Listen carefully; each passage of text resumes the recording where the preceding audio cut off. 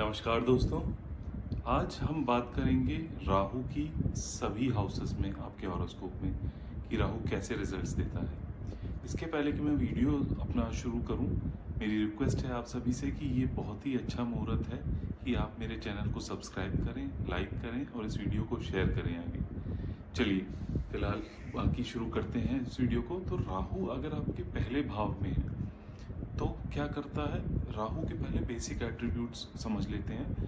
राहु आपको उस हाउस के एट्रीब्यूट से अटैच करवाता है जिस हाउस में वो बैठा हुआ है, वहाँ के कारक तत्वों को एक्सपैंड करता है, आपको उसी हाउस के रिलेटेड एट्रीब्यूट से डिससेटिस्फैक्शन भी प्रोवाइड करता है, डिल्यूजनल भी बनाता है आपको चीज़ों के बारे में। कई बार आप सच्चाई से थोड़ा दूर चले जाते हैं लेकिन आपके दिमाग में अभी भी वही सच्चाई है जो आप सोच रहे हैं। चलिए अब ये सब जानने के बाद राहु को पहले भाव में लेके आते हैं, यानी कि फर्स्ट हाउस में।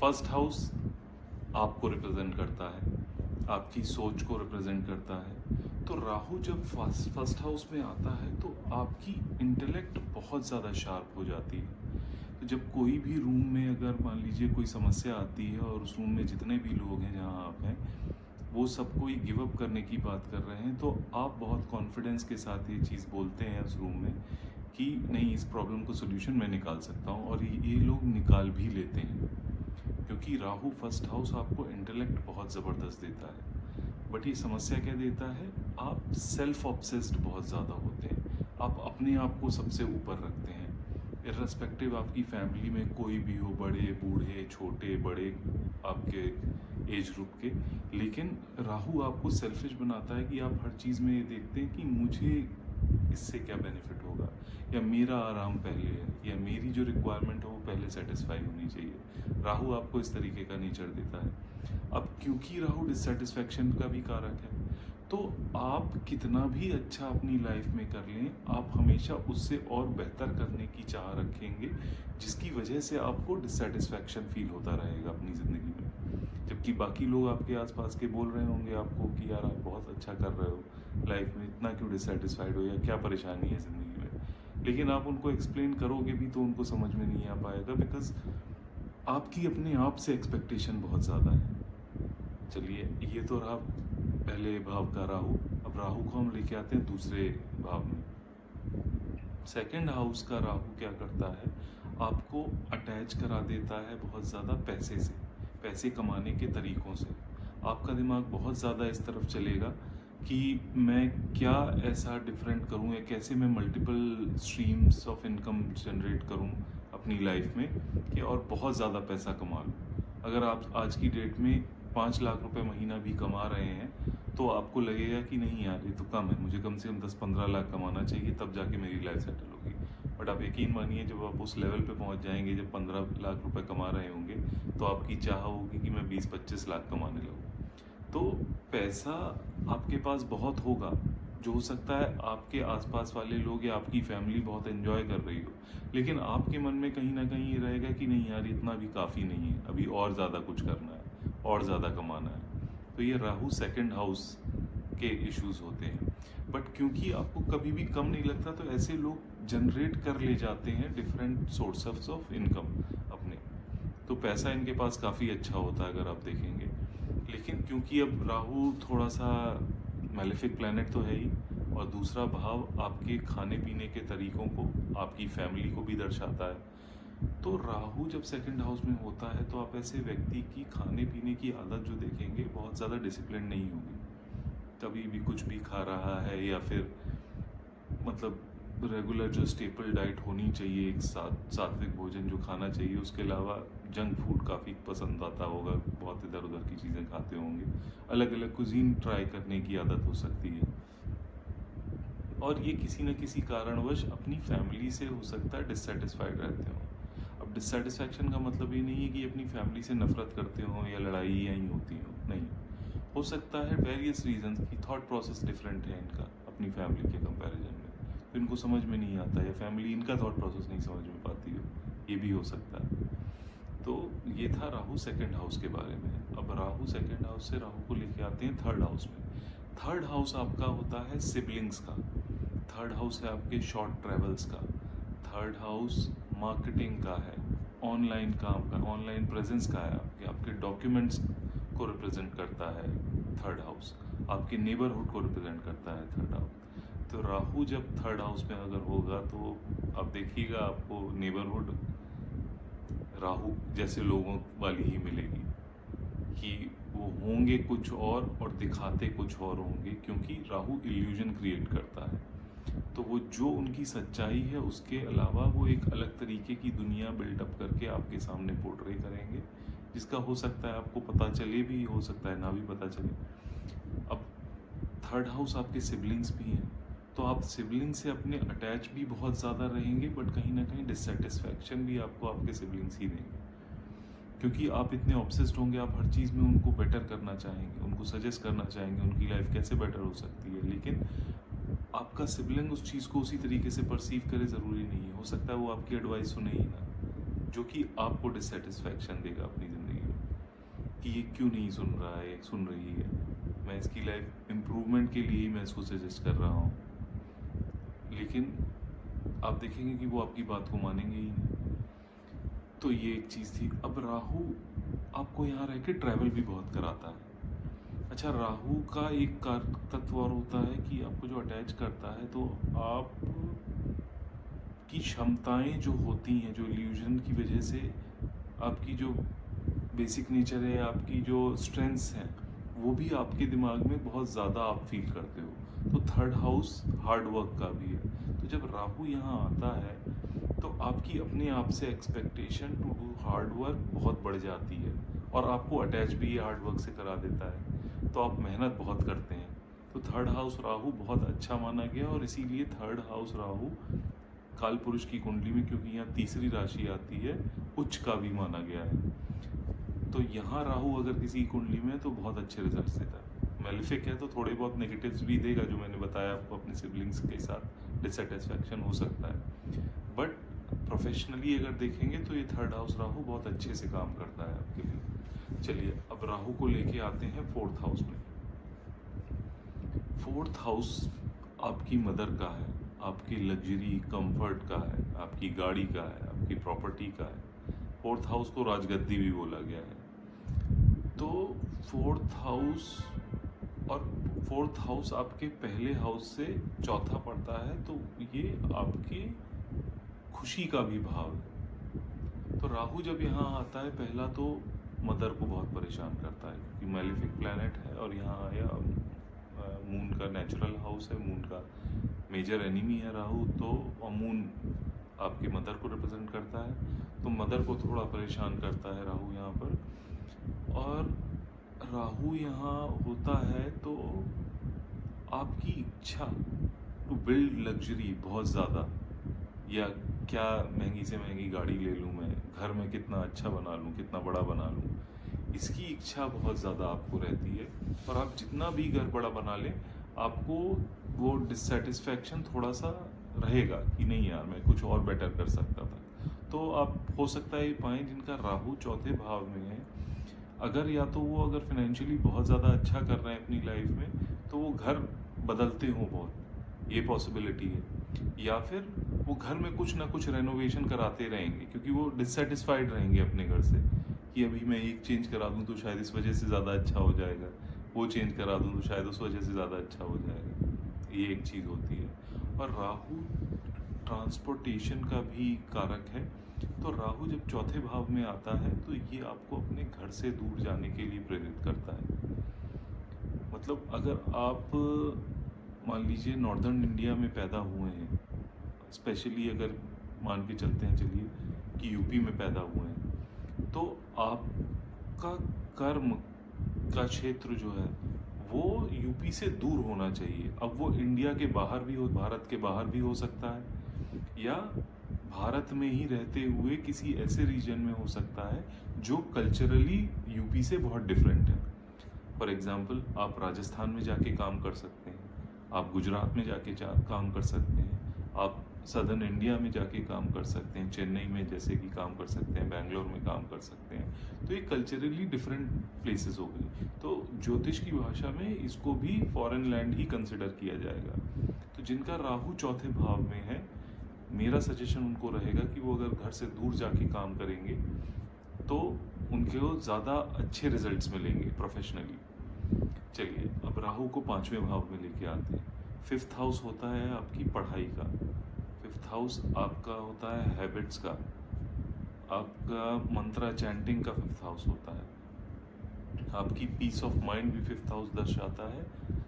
5th हाउस आपकी रोमांटिक रिलेशनशिप्स को भी दर्शाता है। तो राहु जब 5th हाउस में आता है तो आपकी एक्सपेक्टेशन और अटैचमेंट दोनों चीज़ अपने रोमांटिक पार्टनर से बहुत ज़्यादा बढ़ जाती है। अब जब एक्सपेक्टेशन इन जनरल आप देखेंगे कि अगर आपकी बढ़ जाती है तो आपको कहीं ना कहीं किसी ना किसी लेवल पे डिससेटिस्फैक्शन भी फील होता है, बिकॉज कोई भी इंसान या कोई भी सिचुएशन या काम परफेक्ट नहीं हो सकता। तो जितनी ज़्यादा आपकी हाई एक्सपेक्टेशन होती है, चांसेस ऑफ डिसअपॉइंटमेंट भी उतने ज़्यादा बढ़ जाते हैं। तो ऐसे लोगों का क्या होता है, इनके मल्टीपल रिलेशनशिप्स रहते हैं, बिकॉज ब्रेकअप होते रहते हैं। एक बार रिलेशनशिप में आते हैं, इनकी एक्सपेक्टेशन इतनी ज़्यादा होती जाती है अपने पार्टनर से, रोमांटिक पार्टनर से, कि वो बेचारा सोचता है कि यार तुम तो वो इंसान ही नहीं हो जिससे के साथ में रिलेशनशिप में आया था या आई थी। तो ये मल्टीपल ब्रेकअप्स एक्सपीरियंस करते हैं अपनी लाइफ में। इस वजह से अब राहु यहाँ है और ये एजुकेशन का हाउस भी है। तो राहु क्या करता है, ये किसी ऐसे सब्जेक्ट में पढ़ना चाहेंगे जो हो सकता है इनकी फैमिली में किसी ने ना पढ़ा हो, कुछ अलग। Rahu out of the box thinking भी है। तो या तो इनका सब्जेक्ट कुछ यूनिक होगा या इनके पढ़ने का तरीका अलग होगा। अगर इनके घर परिवार में सभी लोगों का ये तरीका रहा हो कि सुबह 4 बजे उठ के पढ़ते हो, तो ये हो सकता है सुबह ना उठ के पढ़ें। ये हो सकता है रात को 12-1-2 बजे तक पढ़ें, लेकिन सुबह इनको लेट तक सोना है। या फिर सबने फुल टाइम कोर्सेज किए हों कि कॉलेज जाते हों फिज़िकली घर में, लेकिन इनका क्या इरादा हो कि नहीं मैं तो डिस्टेंस लर्निंग करूँगा, ऑनलाइन पढ़ाई करूँगा और घर से ही पढ़ाई कर लूँगा, वो हो सकता है। या फिर आपके घर में सभी साइंस साइड से पढ़े हुए हों, आप बोलोगे कि नहीं यार मुझे साइंस साइड वाइंस साइड नहीं पढ़ना, कॉमर्स पढ़ूंगा मैं, मेरा फिनेंस ज़्यादा बेटर है, मैं उसमें ज़्यादा दिमाग लगाऊंगा। तो आप कुछ ना कुछ एजुकेशन में इतना ऐसा डिफरेंट करेंगे जो आपके घर परिवार में लोगों ने नहीं किया होगा, और हो सकता है उनको समझ में भी नहीं आए कि आप क्यों कर रहे हो ऐसा। आपकी हॉबीज़ बहुत डिफरेंट हो सकती हैं। आपके घर में सभी लोगों को पसंद आता हो टीवी पे मूवीज़ देखना टाइम पास के लिए, आपको अच्छा लगता हो कि नहीं मैं तो किताबें पढ़ के अपना समय पास करूँगा, व्यतीत करूँगा। और आपके घर वाले शौक रहते होंगे कि पढ़ाई स्कूल की करनी होती तब तो पढ़ते नहीं हैं आप, लेकिन आपको और किताबें पढ़ने में बड़ा मज़ा आता है, ये भी हो सकता है। तो इस तरीके का राहु का जो एक एलिमेंट है, out of the box, different, away from the tradition approach, वो रहता है। तो उससे आप रिलेट कर सकते हैं। चलिए, अब राहु को लेके आते हैं छठे भाव में। छठा भाव है रोग का, आपके डेट्स का छठा भाव है, आपकी जॉब को भी छठा भाव दिखाता है। सेवा जो लोग करते हैं उसको भी 6th हाउस रिप्रेजेंट करता है। इनफैक्ट आपके पेट को भी 6th हाउस रिप्रेजेंट करता है। तो जब राहु यहाँ आता है, यहाँ सबसे अच्छी चीज़ क्या होती है कि आपकी जॉब में जितने लोग आपसे चिढ़ते होंगे, दुश्मन होंगे जितने ज़्यादा, उतनी ही आप तरक्की करेंगे। ये एक ब्लेसिंग होती है राहु को 6th हाउस में। अब ऐसा होता क्यों है, क्योंकि ये राहु यहाँ जब आता है तो ये इंसान इस तरीके का अपने आसपास एक इल्यूजन क्रिएट कर रहता है अपने वर्क प्लेस पे, कि इसने पता नहीं क्या 30 मार्का वाला काम कर लिया है अपने वर्क लाइफ में, और लोग इससे फॉर नो रीज़न जेलस होने लगते हैं, चिढ़ने लगते हैं। उनको लगता है इसको पता नहीं कैसी चीज़ें आराम से मिल, ऐसा नहीं है कि आपको आराम से मिल रही है, आप मेहनत कर रहे हो पूरी, बट लोगों को ऐसा फील होता है। तो उसको आप नेगेटिव सेंस में मत लीजिए, और आपको उनको उस कॉन्फ्लिक्ट में पढ़ने की भी ज़रूरत नहीं है, अपने आप को जस्टिफाई करने की ज़रूरत नहीं है। ऐसे लोगों से भिड़िए भी मत। राहु अपने आप आपका बदला ले लेगा इन लोगों से, और आप ये मनाइए कि लोग आपसे ज़्यादा से ज़्यादा चिढ़ें, आपसे नफरत करें at your work place, not in the personal life दो, तो उतना ही ज़्यादा आप तरक्की करेंगे अपनी लाइफ में। ये राहु 6th हाउस में कराता है। अब राहु 6th हाउस में है, और अगर आपको ऐसे रिजल्ट्स नहीं मिल रहे हैं, तरक्की नहीं मिल रही, तो उसको एज अ रेमेडी आप एक चीज़ कर सकते हैं। किसी भी रिलीजियस इंस्टीट्यूशन पे, लाइक गुरुद्वारा हो गई या मंदिर हो गया, वहाँ जाके आप श्रमदान कर सकते हैं। मतलब पैसे नहीं डोनेट करने हैं, आपको वहाँ जाके मेहनत करनी है। मान लीजिए मंदिर गए आपने, कुछ सफाई कर दी, या जूते लोगों के एक जगह इकट्ठे होते हैं, वहाँ बैठ के लोगों के जूते साफ करके दे दिए। आपको सुनने में बड़ा अजीब लग रहा होगा, बट छठा हाउस अगर आपको अपना इम्प्रूव करना है जॉब वाला, तो आपके अंदर वो सेवा भाव होना चाहिए। अगर आप ये नहीं कर सकते हैं, आप रिलीजियस नहीं है उतने कि आपको रिलीजियस इंस्टीट्यूशंस में नहीं जाना है, या आप किसी और रिलीजन को बिलोंग करते हैं और आप नहीं ये जगह पे जाना प्रेफर करते हैं, तो आप एक काम कर सकते हैं, आप ओल्ड एज होम में जाके अपना समय दे सकते हैं। वहाँ जो बुज़ुर्ग लोग हैं उनके लिए कुछ कर सकते हैं। सिर्फ पैसे से नहीं करना है, ये ध्यान रखिएगा बहुत ज़्यादा। आपका physical labour for their well being is very important in 6th house, तो वो आप कर सकते हैं। आप किसी एनिमल शेल्टर में जाके टाइम व्यतीत कर सकते हैं, ध्यान रख सकते हैं, खाना खिला सकते हैं जानवरों को, वो भी आपके लिए हेल्पफुल होगा। चलिए अब राहु को लेके आते हैं 7वें भाव में। 7th हाउस होता है आपका पार्टनरशिप का, आपकी पब्लिक अपीयरेंस का। तो अब पार्टनरशिप की बात करते हैं तो इसमें आपकी मैरिड पार्टनर भी आ जाएंगे और आपके बिजनेस पार्टनर भी आ जाएंगे।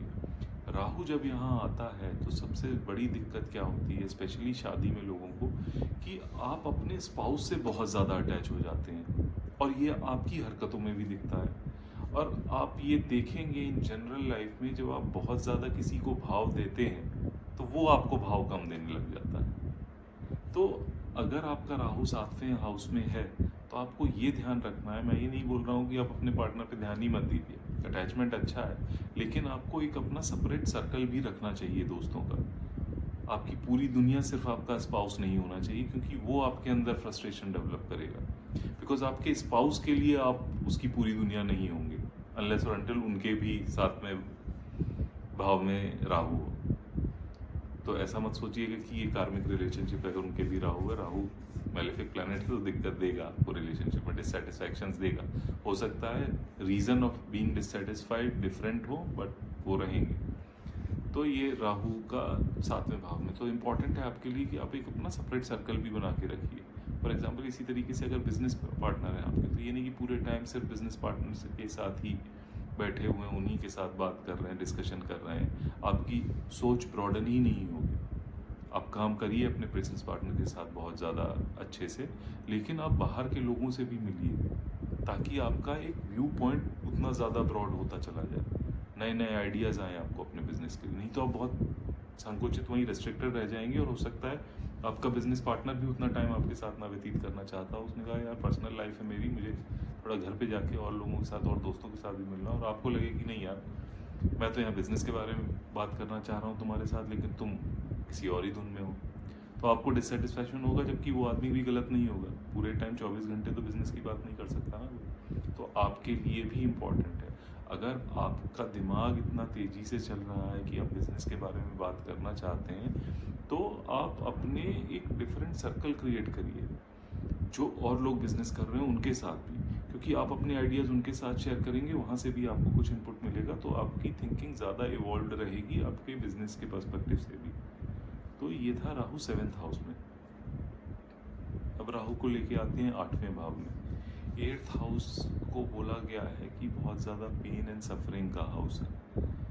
यहाँ पर आपको ये इन लॉज का भी हाउस है, और ये ज्योतिष यानी ऑकल्ट साइंसेस का भी हाउस है। उसमें सिर्फ ज्योतिष नहीं आता, और भी चीज़ें आती हैं, बट आप एक बेसिक तौर पे समझ के चल सकते हैं।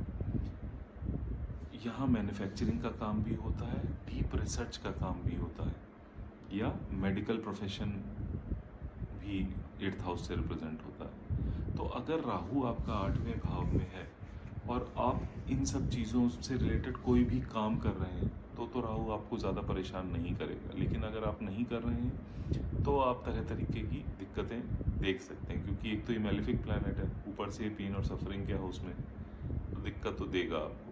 और एक इंटरेस्टिंग चीज़ बताता हूँ आपको कि राहु अगर 8वें घर में है तो आपके ससुराल वालों ने आपसे शादी के पहले कोई ना कोई झूठ बोला होगा, जो आपको बाद में पता चला हो उसके बारे में।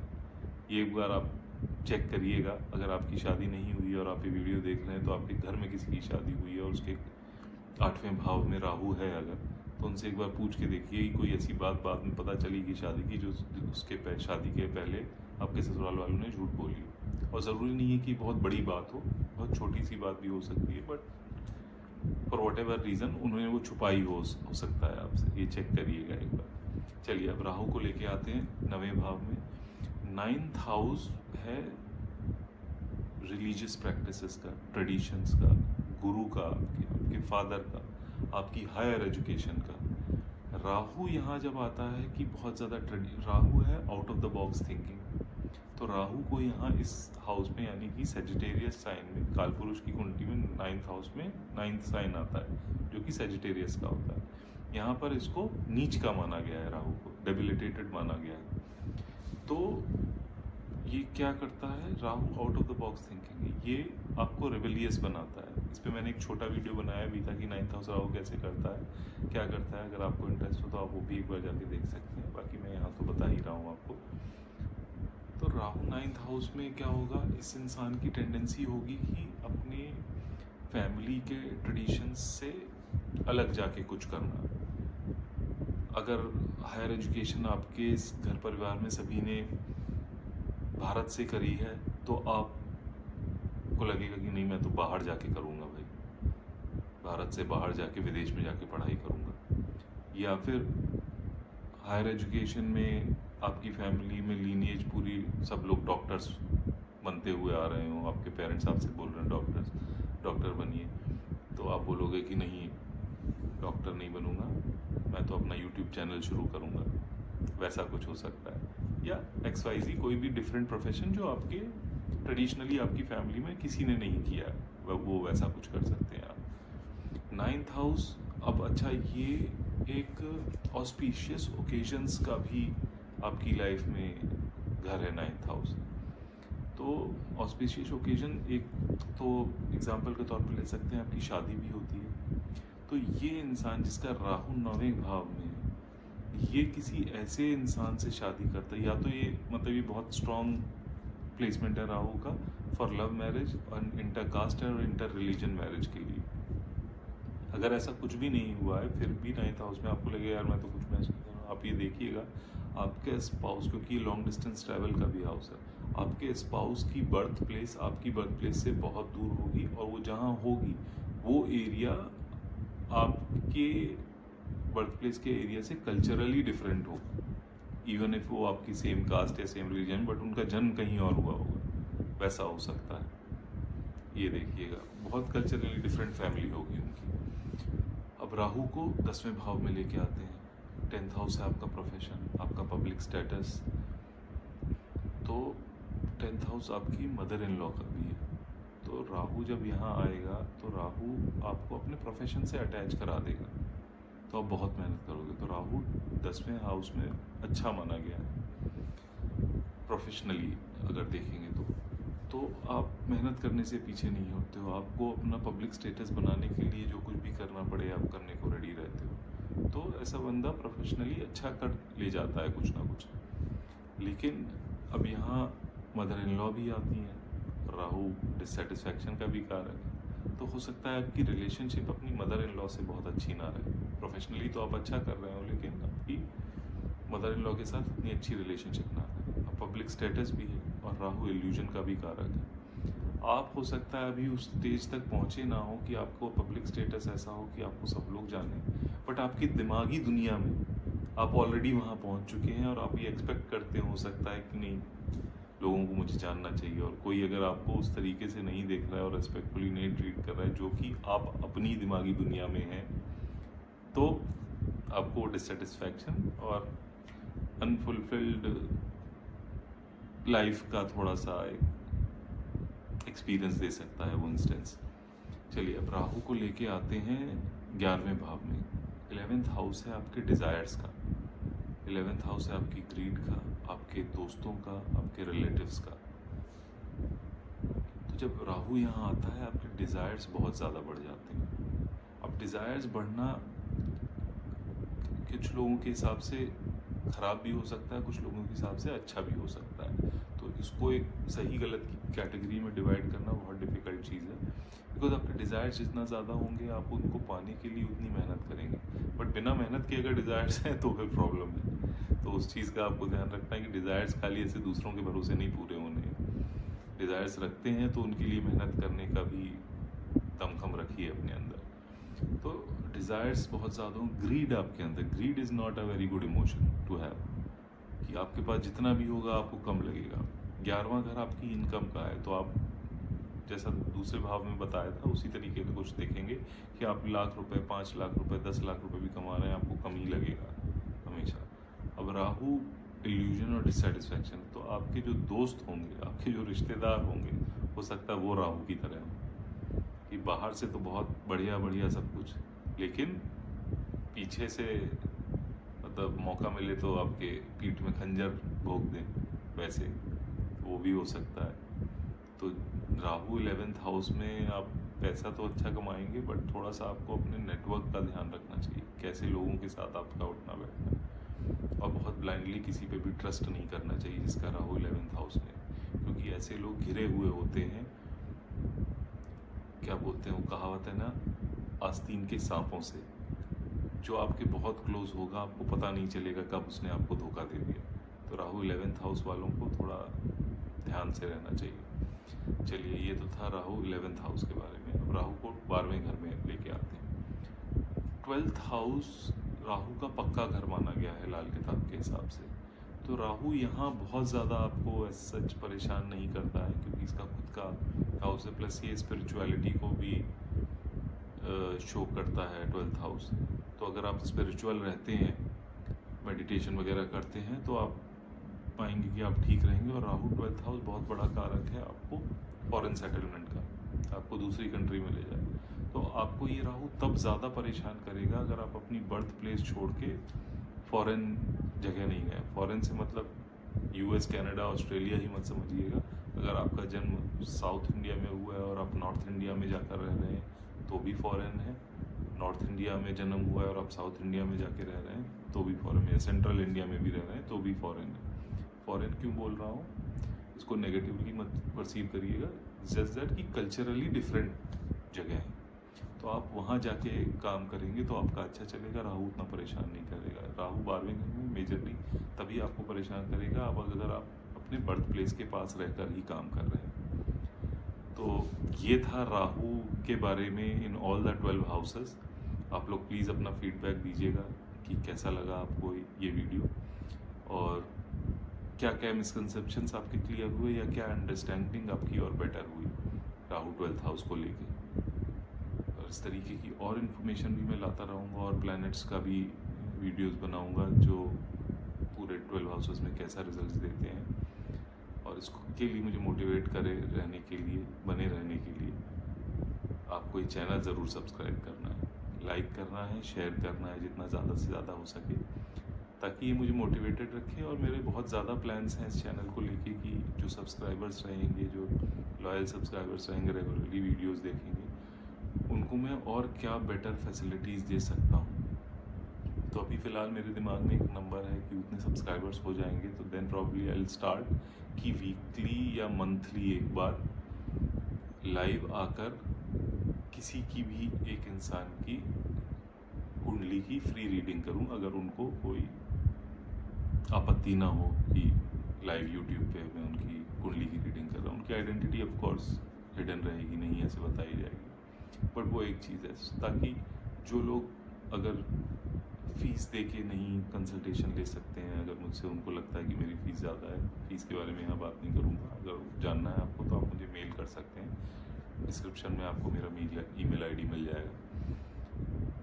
तो वैसे मैं रैंडमली किसी का भी, आपको बस अपने बर्थ डिटेल्स नीचे कमेंट में शेयर करने होंगे। उसमें क्या होता है, डेट ऑफ बर्थ होता है, टाइम ऑफ बर्थ होता है और प्लेस ऑफ बर्थ, ये 3 चीज़ें आपको शेयर करनी होंगी। और फिर मैं आपकी हॉरोस्कोप की रीडिंग लाइव सेशन में किसी में भी करूँगा, बट ये आने वाले टाइम के प्लान्स हैं। फ़िलहाल अभी मैं आपको ये नहीं बोल सकता कि इस तारीख से शुरू करूँगा, बट एक सर्टेन नंबर ऑफ़ सब्सक्राइबर्स हो जाएं ताकि वो मुझे भी मोटिवेटेड रखेगा कि उतनी ऑडियंस तो हो, मैं इतनी मेहनत करके अगर किसी की कुंडली रीड कर रहा हूँ, और उनकी अंडरस्टैंडिंग बेटर होने के लिए, बेहतर होने के लिए, समझने के लिए उनको, जो भी वीडियो देखते हैं प्लीज़ सब्सक्राइब ज़रूर करिए, पहुंचाइए मुझे उस नंबर तक और फिर देखिए आपको कितना और मज़ा आता है इस चैनल पर। बाकी ऐसी और इन्फॉर्मेशन के लिए जुड़े रहिए मेरे साथ। धन्यवाद।